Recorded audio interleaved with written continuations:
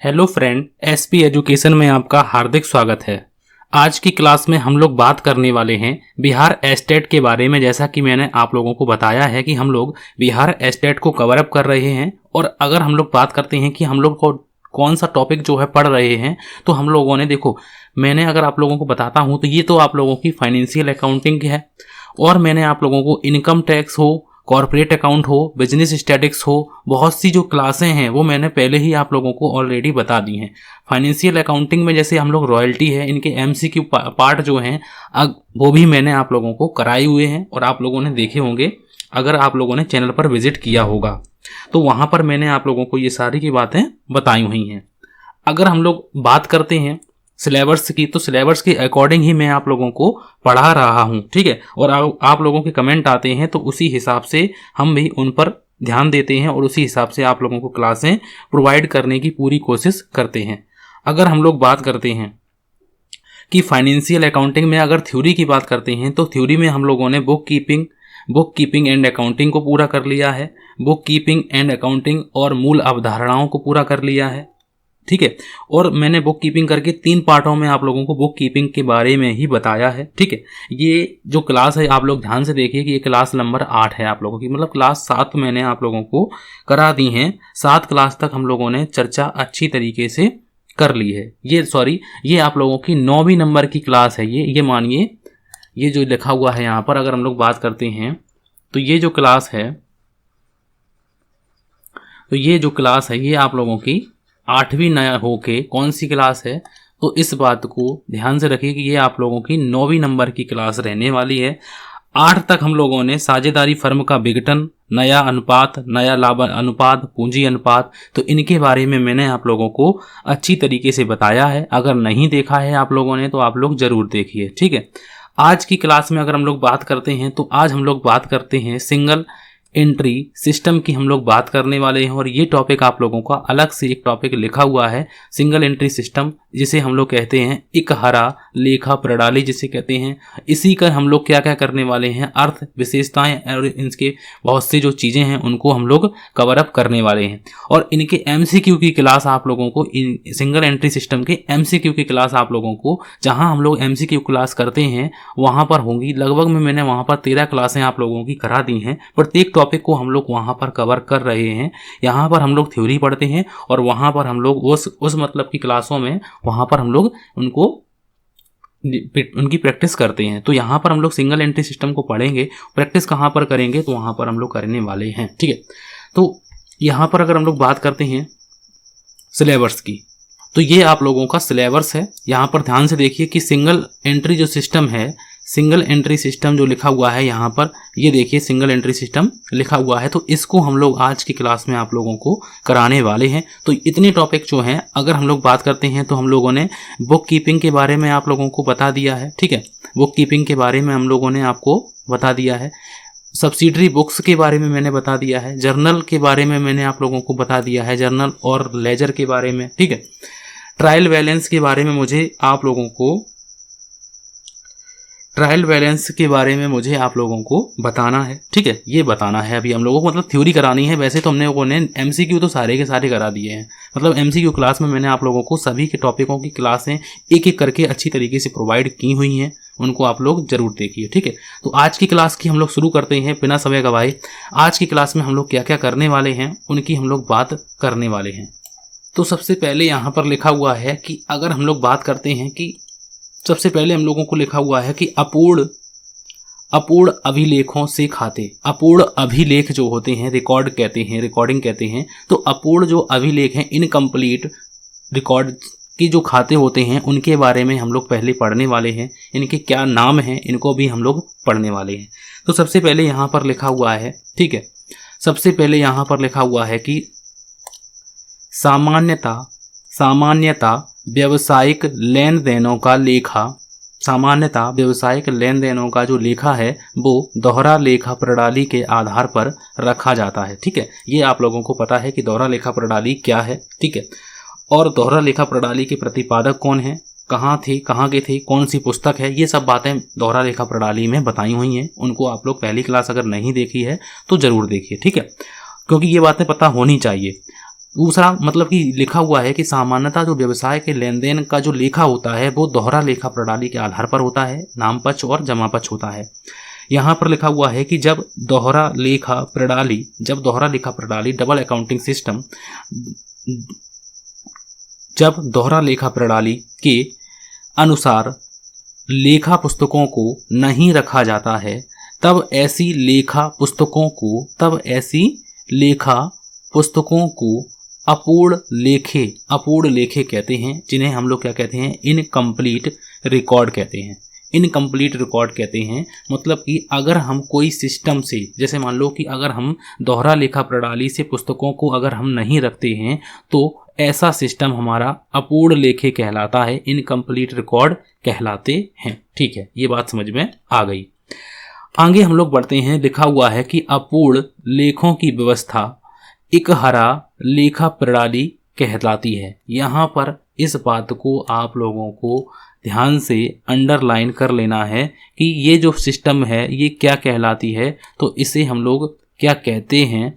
तो इस बात पर आप लोग ध्यान दीजिए कि इस व्यवस्था को, अपूर्ण लेखे की व्यवस्था को इकहरा लेखा प्रणाली कहते हैं, यह कहलाती है।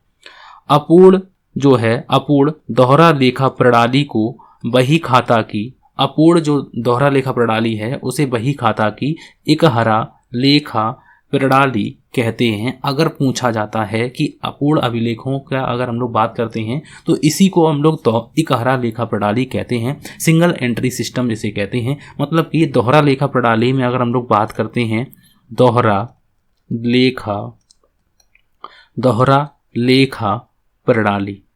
लेखा प्रणाली में अगर हम लोग बात करते हैं कि कितने पक्ष होते हैं, तो यहाँ पर 2 पक्ष होते हैं। ठीक है, और हम लोग अकाउंटिंग जो इक्वेशन है उसकी भी बात करेंगे, उस सवाल भी आप लोगों को देंगे। ठीक है, अकाउंटिंग इक्वेशन के दोहरा लेखा प्रणाली के बारे में अगर हम लोग बात करते हैं तो इसमें 2 पक्ष होते हैं। एक होता है हम लोगों का नाम पक्ष और एक होता है हम लोगों का जमा पक्ष।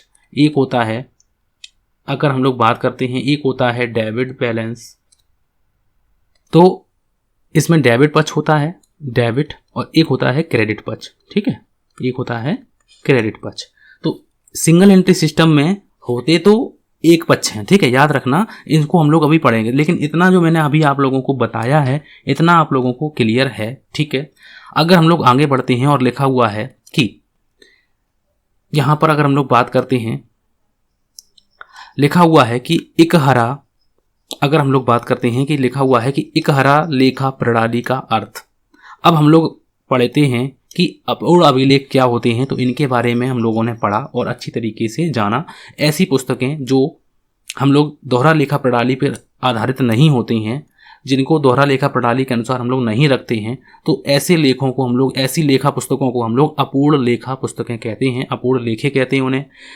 और अपूर्ण लेखों की व्यवस्था ही हमारी सिंगल एंट्री सिस्टम कहलाती है। ठीक है, अब बात आती है कि इनके अर्थ की, तो अर्थ में हम लोग पढ़ लेते हैं। लिखा हुआ है कि लेखांकन की वह प्रणाली जिसके अंतर्गत दोहरा लेखा प्रणाली के अनुसार प्रत्येक लेन देन के दोनों पहलू या पक्ष का लेखा नहीं किया जाता है, उसे हम इकहरा लेखा प्रणाली कहते हैं। जो ऊपर लिखा हुआ है वही एक मानिए कि वही लिखा हुआ है, बस लैंग्वेज थोड़ी सी अंतर में है। इस प्रणाली का निश्चित नियम है, इसमें सामान्यता यहां से आप लोगों को मार्किंग हाईलाइट करके रखना है कि इसमें सामान्यता व्यक्तिगत खाता और रोकड़ वही खाता बनाया जाता है। क्योंकि क्वेश्चन एक बार पूछा गया था कि इकहरा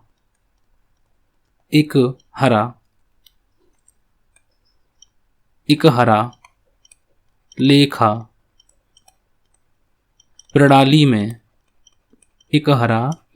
प्रणाली में सामान्यता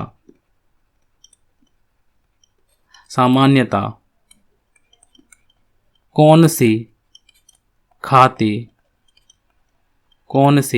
खाते बनाए जाते,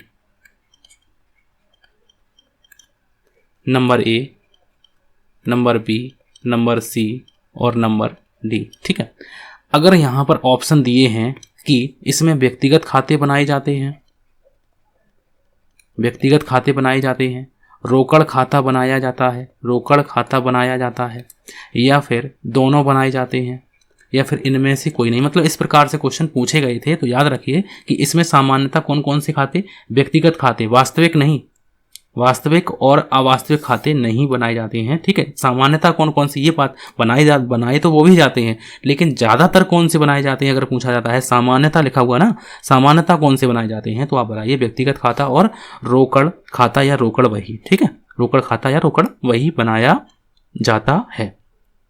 उधार लेन देनों का लेखा व्यक्तिगत खातों के माध्यम से और नगद लेन देनों का लेखा रोकड़ वही के माध्यम से किया जाता है। इसमें वास्तविक खाते और अवास्तविक खाते देखो नहीं खोले जाते हैं।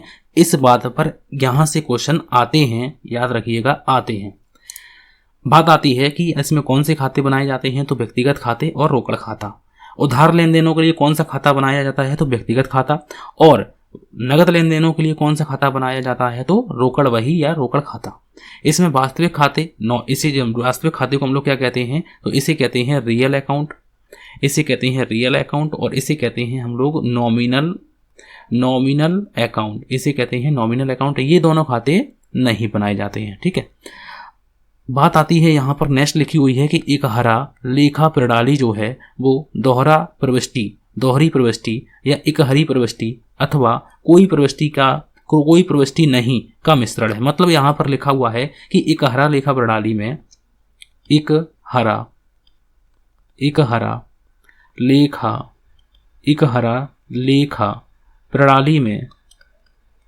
लेखा प्रणाली में ये अपूर्ण है। अपूर्ण किसी लिए है क्योंकि इसका पता ही नहीं है किसी को कि इसमें कब दोनों पक्षों में दोहरी प्रविष्टि होगी, कब इसमें दोहरी प्रविष्टि हो सकती है, बिल्कुल हो सकती है। दोहरी प्रविष्टि भी हो सकती है, इसमें एक हरी प्रविष्टि भी हो सकती है, मतलब एक पक्ष भी प्रविष्टि हो सकती है। ठीक है, और इसमें हो सकता है कि कोई प्रविष्टि ना हो, कोई प्रविष्टि नहीं। मतलब कि ये जो एक हरा लेखा प्रणाली है इन तीनों का मिक्सर रूप है। हो सकता है किसी लेन देन की दोहरी प्रविष्टि हो जाए, हो सकता है कि कोई लेन देन की एक हरी प्रविष्टि हो जाए, और हो सकता है कि कोई लेन देन की कोई प्रविष्टि ही ना हो। तो इस प्रकार से ये जो प्रणाली है ये दोषपूर्ण मानी जाती है, अपूर्ण मानी जाती है। तो यहाँ पर लिखा हुआ है कि दोषपूर्ण दोहरा लेखा प्रणाली को एक हरा लेखा प्रणाली कहा जाता है। ये क्वेश्चन आया हुआ क्वेश्चन है, इस बात को याद रखिएगा कि दोहरा लेखा प्रणाली की दोषपूर्ण प्रणाली को क्या कहते हैं। तो यहाँ से क्वेश्चन को आप लोगों को हाईलाइट करके रखना है। ये बातें जो मैंने आप लोगों को बताता हूँ साथ ही साथ में, क्योंकि देखो अगर हम लोग इन क्लासों को अगर ये पीपीटी लिखेंगे तो लिखने में थोड़ा समय जाएगा, और मुझे मतलब ये ध्यान देना है कि कम समय में आप तक ज़्यादा जानकारी प्रोवाइड कर दी जाए। ठीक है, अगर आप लोग चाहते हैं कि ये जो पीडीएफ है आप लोगों को, जो क्लास में मैं आप लोगों को पढ़ाता हूँ ये पीडीएफ में मिले, तो मिनिमम चार्जेस में आप लोगों को ये पीडीएफ भी मिल जाएगी अगर आप लोग चाहते हैं तो। ठीक है, और नहीं तो कोई बात नहीं, आप लोग यहाँ से स्क्रीनशॉट लेके अपनी पीडीएफ बना के अपने जो वो मोबाइल में गैलरी में सेव कर लीजिए, कोई दिक्कत नहीं है। ठीक है, क्योंकि पीडीएफ में जैसे मान लो हम लोग बनाते हैं तो मैं भी इसका कॉस्ट मतलब इसका जो है लागत देता हूँ। पीडीएफ बनवाने के लिए मैंने 2-4 लोगों से कह रखा है, वो पीडीएफ बना देते हैं, लेकिन उनको हमें पे करना पड़ता है। ठीक है, तो मैं मिनिमम चार्जेस पर आप लोगों को ये पीडीएफ प्रोवाइड कर दूंगा, कोई दिक्कत नहीं है। ठीक है, बात आती है नेक्स्ट में, जैसे मैंने इनकम टैक्स में अगर हम लोग बात करते हैं, इनकम टैक्स में मैंने आप लोगों को 1 क्लास से लेकर 7 क्लासों तक पढ़ाया हुआ है, और उसमें मैंने जो क्लास नोट्स हैं जो मैंने इस प्रकार से यहाँ पर जैसे पढ़ाते हैं वही जो मैंने पूरी कंपाइल करके मतलब 7 क्लासों की पीडीएफ आप लोगों को पीडीएफ प्रोवाइड की है, इकट्ठी पीडीएफ एक साथ में प्रोवाइड कर दी है, 7 क्लासों की एक साथ में पीडीएफ। अगर आप लोग खरीदना चाहते हैं, परचेज करना चाहते हैं तो कर सकते हैं, कोई दिक्कत की बात नहीं है। और नहीं भी अगर आप लोग वीडियो से भी करना चाहते हैं कवरअप, तो वीडियो से भी कवरअप हो जाएगा, कोई टेंशन नहीं है। मिनिमम चार्जेस पर है मात्र 25 रुपये में, मात्र कितने रुपये में, 25 रुपये में हम लोग पीडीएफ की बात आप लोगों को 7 पीडीएफ एक साथ 25 रुपये में मिल जाएंगे। और जो शेष पीडीएफ हैं वो भी मैं आप लोगों को एक साथ ही दे दूंगा, वो भी मैं आप लोगों को कंपाइल करके एक साथ ही दे दूंगा। ठीक है, देखो 7 पीडीएफ हम लोगों ने सिर्फ 25 रुपये में मैं आप लोगों को प्रोवाइड कर दूंगा, कोई हमें मतलब कमाना नहीं है इससे, बस जो मैं पे करता हूँ उससे मतलब कुछ खर्चा जो है वो बच जाए मेरा, कि मैं उसको पे करता हूँ। 7 PDF को लगभग में हो जाता है 70 से 80 रुपये हो जाते हैं 7 PDF के, ठीक है। एक पन्ने का 1.5 पन्ने का लगभग में लेता है लड़का, ठीक है।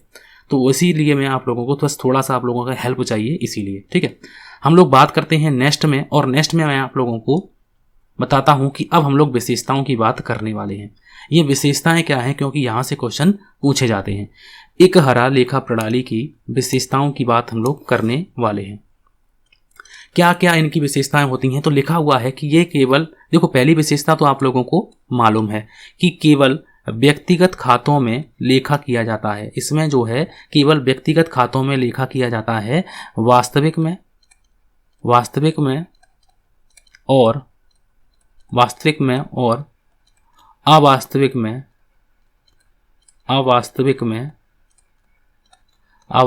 में नहीं किया जाता। वास्तविक में और अवास्तविक में नहीं किया जाता है, ठीक है। इस बात को याद रखिएगा कि ये विशेषता जो बहुत मोस्ट है।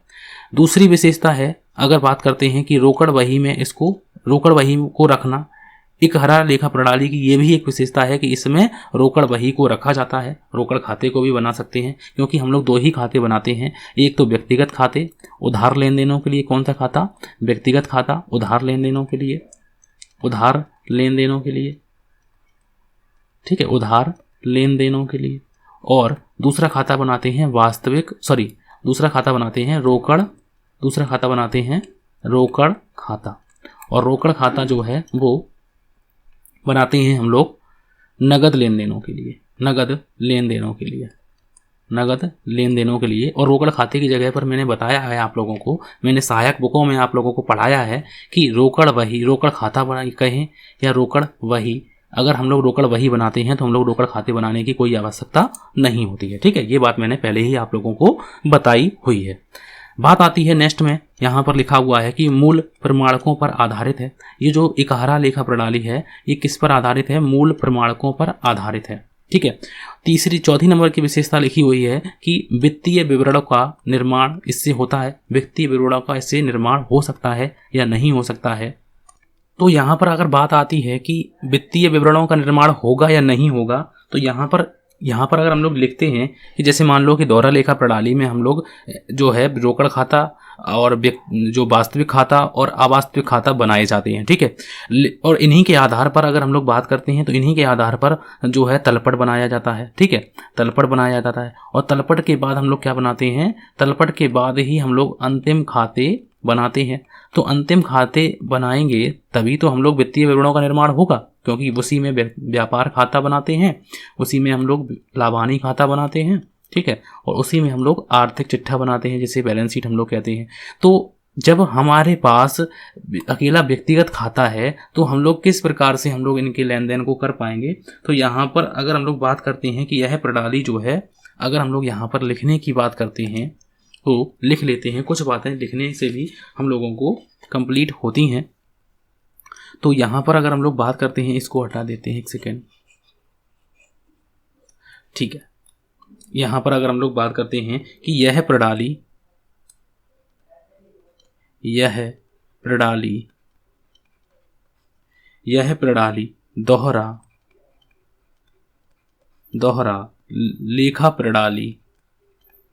दोहरा लेखा प्रणाली पर आधारित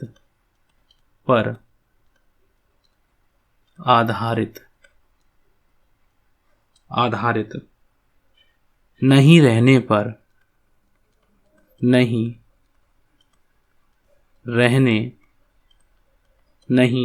रहने तथा वास्तविक और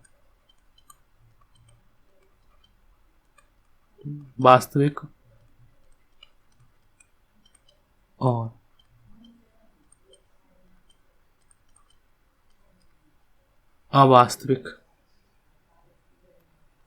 खातों का निर्माण नहीं हो पाने के कारण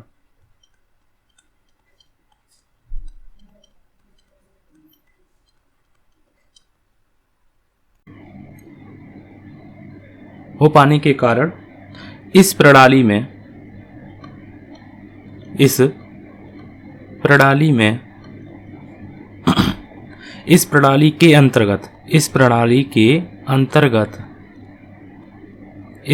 के अंतर्गत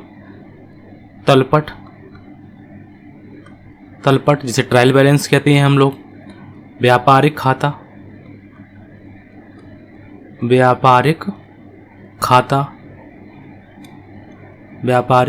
खाता तथा लाभ हानि खाता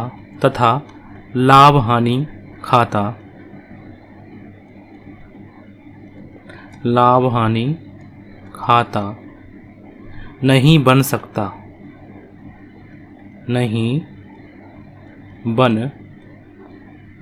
सकता है।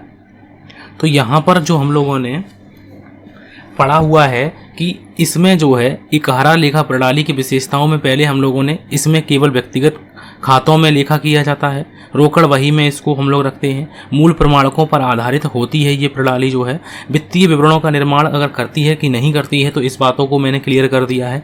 उपयुक्तता की अगर हम लोग बात करते हैं, नेक्स्ट जो लिखा हुआ है उपयुक्तता, और उपयुक्तता में अगर हम लोग बात करते हैं तो यहाँ पर कि ये जो प्रणाली है यह प्रणाली छोटे व्यापारियों के लिए उपयुक्त मानी जाती है। यह प्रणाली अगर हम लोग बात करते हैं उपयुक्तता की तो यह प्रणाली छोटे व्यापारियों के लिए उपयुक्त मानी जाती है। एकाकी और साझेदारी व्यापार के लिए उपयुक्त है। संयुक्त पूंजी कंपनियां इकहरा लेखा प्रणाली के अनुसार लेखे नहीं रख सकती हैं, ये बात याद रखनी है। ठीक है, अगर लिखने को तो ये भी बातें भी लिख सकते हैं लेकिन टाइम इसमें ज़्यादा जाएगा। ठीक है, लोचशीलता की बात करते हैं।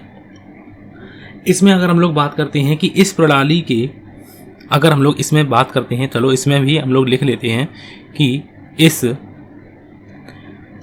अगर हम लोग यहाँ पर बात करते हैं लोचशीलता की, ठीक है, इस प्रणाली के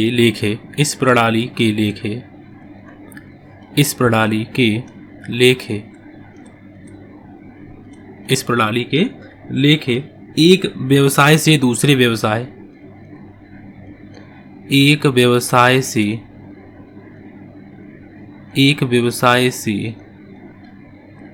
दूसरे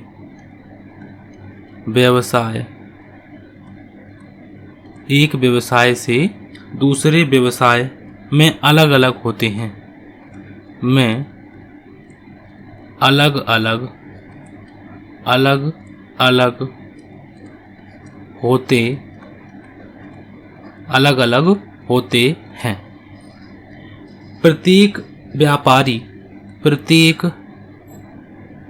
प्रत्येक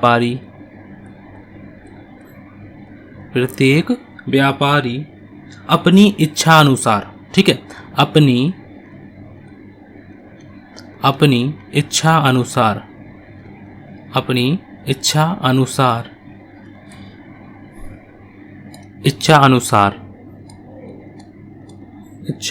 अनुसार अपने लेखे रखता है।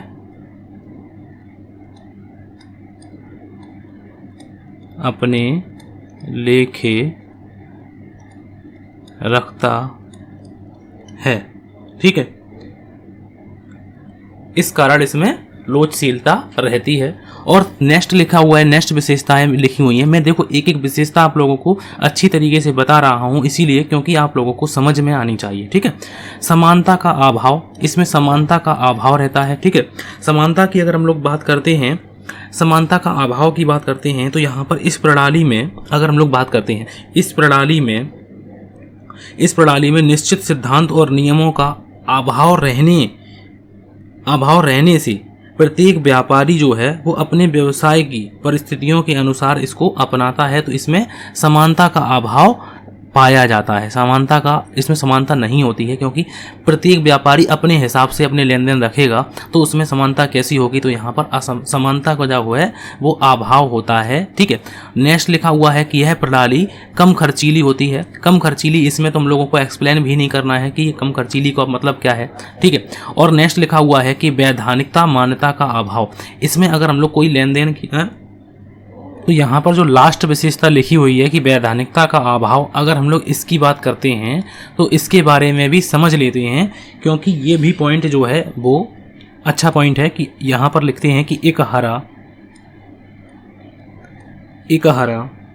लेखा प्रणाली में निश्चित नियम नहीं है। ठीक है, एकहरा लेखा प्रणाली में निश्चित नियम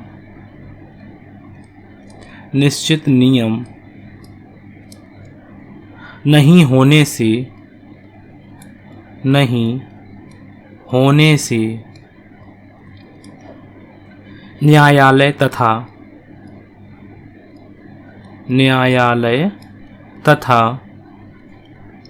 प्रशासन के द्वारा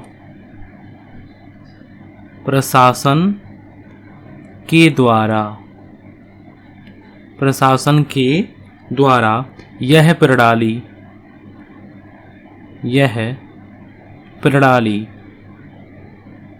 वैधानिक रूप से मान्य नहीं है।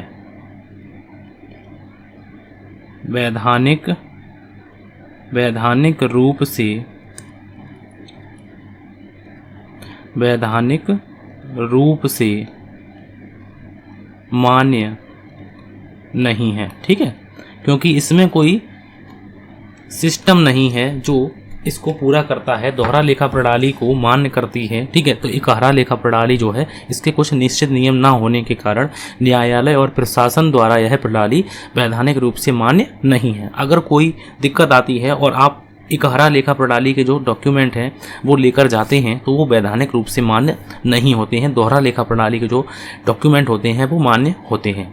तो यहाँ पर हम लोगों ने सबसे पहले अर्थ की बात की। ठीक है, फिर उसके बाद मैंने आप लोगों को दोहरा लेखा प्रणाली की विशेषताओं के बारे में बताया, और अब हम लोग बात करने वाले हैं एकहरा लेखा प्रणाली की प्रकृति के बारे में बात करने वाले हैं। फिर मैं आप लोगों को यहाँ पर बताऊंगा कि एकहरा लेखा प्रणाली के अंतर्गत लाभ हानि निकालने की कौन कौन सी विधियाँ होती हैं। ठीक है, और उसके बाद हम लोग इनको अच्छी तरीके से पढ़ने वाले हैं। ठीक है, तो एक एक पॉइंट को हम लोग बताएंगे आप लोगों को कि एकहरा लेखा प्रणाली की प्रकृति के बारे में बात करते हैं। तो यहाँ पर अगर हम लोग पॉइंट दर पॉइंट भी बात करते हैं तो भी हम लोगों को बहुत सी बातें समझ में आ जाती हैं। ठीक है, यहाँ पर लिखा हुआ है कि एकहरा लेखा प्रणाली की पहली विशेषता क्या है कि दो पक्षों का लेखा होना। तो एकहरा लेखा प्रणाली की पहली प्रकृति है कि दो पक्षों का लेखा जो है होना इसमें होता है या नहीं होता है। तो इस बात पर तो यहाँ पर अगर बात आती है कि एकहरा लेखा प्रणाली में कुछ जो लेन देन होते हैं, मैंने बताया है आप लोगों को कि कुछ लेन देन होते हैं जो दोहरा लेखा प्रणाली पर आधारित होते हैं, कुछ लेन देन की प्रविष्टि एकहरा लेखा प्रणाली पर होती है और कुछ लेन देन की प्रविष्टि कोई प्रविष्टि ही नहीं होती है। तो यहाँ पर कुछ लेन देनों का इसमें जो लेखा है वो दो पक्षों का होता है। ठीक है, उसके बाद बात आती है कि केवल एक पक्ष का लेखा होना, तो एकहरा लेखा प्रणाली में ये भी एक है। ठीक है, और उसके बाद कि किसी पक्ष का लेखा नहीं होना। तो ये तीनों बातें जो हैं वो मैंने अभी आप लोगों को यहाँ पर बताई हुई थी। देखो यहाँ पर कहाँ पर बताई थी, ये देखो यहाँ पर दोहरी प्रविष्टि भी हो सकती है, एकहरी प्रविष्टि भी हो सकती है और कोई प्रविष्टि नहीं हो सकती है। तो यही इन्होंने विशेषताओं में प्रकृति में बताया है। ठीक है, बात आती है नेक्स्ट लिखा हुआ है कि नेक्स्ट जो विशेषता जो प्रकृति लिखी हुई है वो है कि रोकड़ बही में को रखना। रोकड़ बही इसमें हम लोग रखते हैं। ठीक है, बताया है कि नगद लेन देनों के लिए हम लोग रोकड़ बही रखते हैं और उधार के लिए हम लोग व्यक्तिगत खाता बनाते हैं। उधार के लिए क्या बनाते हैं, तो उधार के लिए हम लोग व्यक्तिगत खाता बनाते हैं। नेक्स्ट लिखा हुआ है कि लेखों में विभिन्नता होती है, क्योंकि अलग अलग जो व्यापारी हैं वो अलग अलग सिस्टम से, अलग अलग तकनीकों से, अलग अलग विधियों से जो है इनका लेखा करते हैं, तो इसीलिए इसमें लेखों में विभिन्नता होती है। नेक्स्ट प्रकृति की बात अगर आती है तो नेक्स्ट लिखा हुआ है कि गैर रोकड़ और लेन देनों का लेखा नहीं रखना। ठीक है, गैर रोकड़ जो लेन देन है उनका जो लेखा है वो नहीं होता है। जैसे अगर हम लोग बात करते हैं ह्रास का लेखा नहीं हो पाता है, डेप्रीसिएशन जिसे हम लोग कहते हैं, तो इसका लेखा इसमें इस प्रणाली में नहीं होता है। नेक्स्ट जो प्रकृति की बात करते हैं, नेक्स्ट लिखा हुआ है कि पूंजी खाता नहीं खोलना, तो इसमें पूंजी खाता भी नहीं खोलते हैं, ठीक है। और नेक्स्ट लिखा हुआ है कि अंतिम खाता नहीं बनाना। देखो सिंपल सी बात है कि हम लोग सिर्फ कौन सा खाता बनाते हैं, व्यक्तिगत खाता बनाते हैं। और व्यक्तिगत खाता और जो खाते नहीं बनाते हैं, जो खाते हम लोग नहीं बनाते हैं, जो खाते नहीं बनाते हैं, अगर हम लोग उनकी बात करते हैं तो हम लोग वास्तविक खाता नहीं बनाते हैं, ठीक है, वास्तविक खाता नहीं बनाते हैं। और हम लोग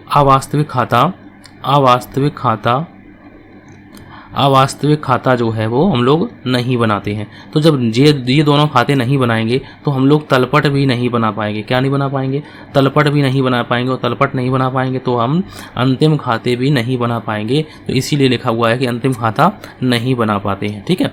और नेक्स्ट लिखा हुआ है कि स्थिति विवरण बनाना। तो स्थिति विवरण भी हम लोग इसमें बात करते हैं कि स्थिति विवरण हम लोग बनाते हैं या नहीं बनाते हैं। तो आर्थिक चिट्ठा के स्थान पर हम लोग व्यक्तिगत खातों के शेषों और रोकड़ बही के शेषों और प्राप्त सूचनाओं के आधार पर हम लोग स्थिति विवरण बनाया जाता है, ठीक है। तो स्थिति विवरण हम लोग बनाते हैं आर्थिक चिट्ठा के स्थान पर, ठीक है। बात आती है, नेक्स्ट लिखा हुआ है कि मिश्रित प्रणाली है। ये मिश्रित प्रणाली क्यों है? क्योंकि ये जो प्रणाली है, यहाँ से प्रणाली जो है वो मिश्रित मानी जाती है, क्योंकि इसमें कुछ के लेन देन दोहरी प्रविष्टि के होते हैं, कुछ लेन देन इकहारी प्रविष्टि के होते हैं और कुछ लेन देन की कोई प्रविष्टि नहीं होती है। तो इसलिए इसे मिश्रित कहा जाता है, मिश्रित, ठीक है। तो मिश्रित की बात यहाँ पर करते हैं, मिश्रित की बात।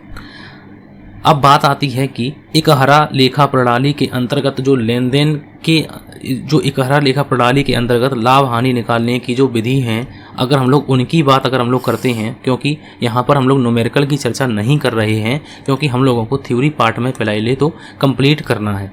यहाँ पर बात आती है कि इकहरा लेखा प्रणाली में लाभ हानि की गणना की कितनी विधियाँ होती हैं। तो याद रखिए कि कौन कौन सी दो विधियाँ होती हैं, उनकी बात पूछी जाती है, ठीक है। तो वो दो विधियाँ कौन कौन सी होती हैं? तो एक विधि होती है हम लोगों की शुद्ध मूल्य विधि। शुद्ध मूल्य विधि होती है जिसे हम लोग नेट वर्थ मेथड कहते हैं, और इसी को दूसरा नाम कहते हैं स्थिति विवरण विधि। स्थिति विवरण विधि, स्टेटमेंट ऑफ अफेयर मेथड। इसमें क्या है, सबसे पहले हम लोग इसकी चर्चा करेंगे। लिखा हुआ है कि इकहरा लेखा प्रणाली के अंतर्गत यदि व्यापार में केवल व्यक्तिगत खाता रखे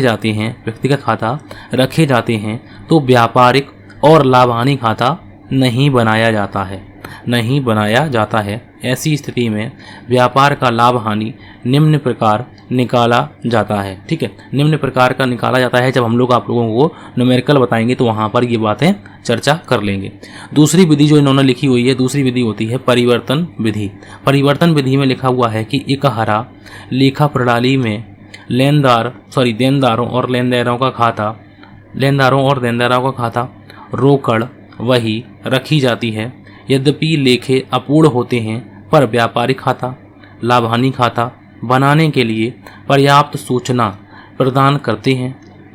ऐसी जो प्रणाली है, ऐसी स्थिति में अज्ञात सूचनाओं को निकाल करके वित्तीय विवरण, व्यापार खाता, लाभ हानि खाता और आर्थिक चिट्ठा तैयार किया जाता है। लेकिन यहाँ पर एक बात आती है, इसको हम लोग अभी आप लोगों को बताएंगे, क्योंकि यहाँ पर मैंने लिख रखी है वो बात। अगर हम लोग यहाँ पर लिखते हैं तो कोई बात नहीं, लेकिन मैंने यहाँ पर लिख रखी है वो बात। तो सबसे पहले हम लोग बात करेंगे परिवर्तन विधि की।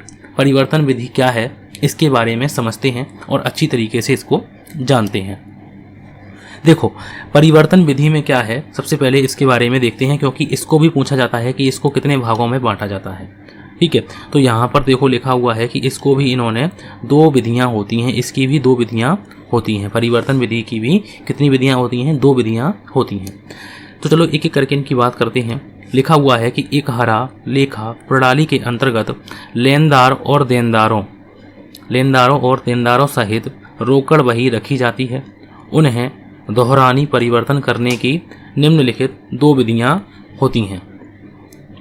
पहली होती है हम लोगों की पूर्ण परिवर्तन विधि। पूर्ण परिवर्तन में इसमें क्या है कि इस विधि के अंतर्गत इकहरा लेखा प्रणाली के अंतर्गत रखे गए लेखों को पूर्ण दोहरा लेखा प्रणाली के लेखों में परिवर्तन किया जाता है। परिवर्तन विधि है तो इसमें क्या है कि इकहरा लेखा प्रणाली में जो भी लेन देन किए गए हैं, इकहरा लेखा प्रणाली में एक हरा लेखा प्रणाली में जो भी लेन देन किए गए हैं उनका परिवर्तन हम लोग किस में करेंगे, तो इनका परिवर्तन हम लोग दोहरा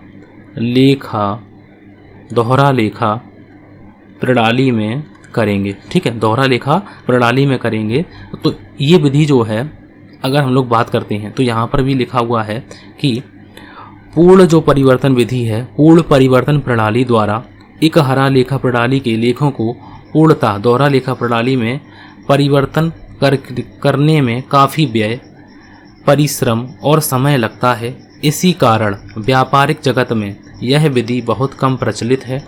इस विधि के स्थान पर संक्षिप्त परिवर्तन विधि को अपनाया जाता है। ये बात भी याद रखनी है। ठीक है, तो यहाँ पर अगर हम लोग यहाँ पर परीक्षा के दृष्टिकोण से पूर्ण परिवर्तन विधि काफ़ी लंबी और अव्यवहारिक रहने के कारण संक्षिप्त परिवर्तन विधि में प्रश्नों को हल किया जाता है। मतलब कि ये विधि जो है मैंने बताया है पूर्ण परिवर्तन विधि, तो पूर्ण परिवर्तन विधि में समय ज़्यादा लगता है, समय की बात ज़्यादा लगती है, समय जो है ज़्यादा लगता है, खर्च की बात भी यहाँ पर ज़्यादा होगी। ठीक है, तो ये सब बातें जो हैं जब ज़्यादा होती हैं, जैसे यहाँ पर लिखा हुआ है काफ़ी व्यय करना पड़ता है, परिश्रम भी काफ़ी लगता है, परिश्रम की बात भी हम लोग यहाँ पर, परिश्रम भी ज़्यादा लगता है, परिश्रम।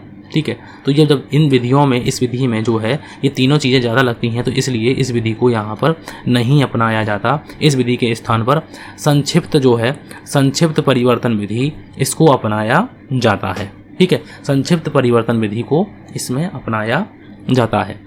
चलो इसकी अगर हम लोग बात करते हैं तो संक्षिप्त परिवर्तन विधि के अंतर्गत प्राप्ति और भुगतान खाता, रोकड़ वही के सारांश तथा अन्य आवश्यक अतिरिक्त सूचनाओं की सहायता से कुछ अज्ञात मदों की रकमों की ज्ञात करके अपूर्ण लेखों से व्यापारिक खाता, लाभानी खाता और आर्थिक चिट्ठा बनाया जाता है। तो यहीं पर हम लोग बात करते हैं कि कौन सी विधि में जो है अंतिम खाते बनाए जा सकते हैं।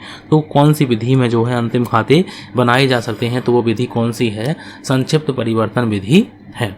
तो वो विधि कौन सी है, तो वो विधि जो है वो है संक्षिप्त परिवर्तन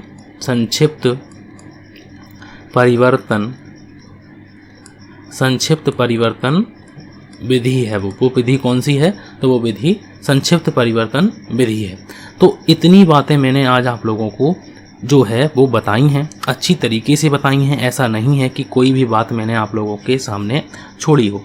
अगर हम लोग बात करते हैं कि अपूर्ण अभिलेखों से आशय, इसके बारे में बताया, फिर उसके बाद इकहरा लेखा प्रणाली के अर्थ के बारे में मैंने आप लोगों को बताया, फिर उसके बाद मैंने आप लोगों को इकहरा लेखा प्रणाली की एक विशेषताओं के बारे में बताया। कोई विशेषता अगर नहीं समझ में आती है तो आप लोग कमेंट कीजिए, वो मैं आप लोगों को ज़रूर बताऊँगा। ठीक है, ऐसा नहीं है कि मैं रिप्लाई ना करता हूँ। ठीक है, आवश्यकता पड़ने पर मैं ज़रूर रिप्लाई करता हूँ। और उसके बाद बात आती है कि इकहरा लेखा प्रणाली की प्रकृति, और प्रकृति में मैंने आप लोगों को भले ही डिस्कस ना किया हो, लेकिन एक एक प्रकृति के बारे में मैंने आप लोगों को अच्छी तरीके से समझाया है।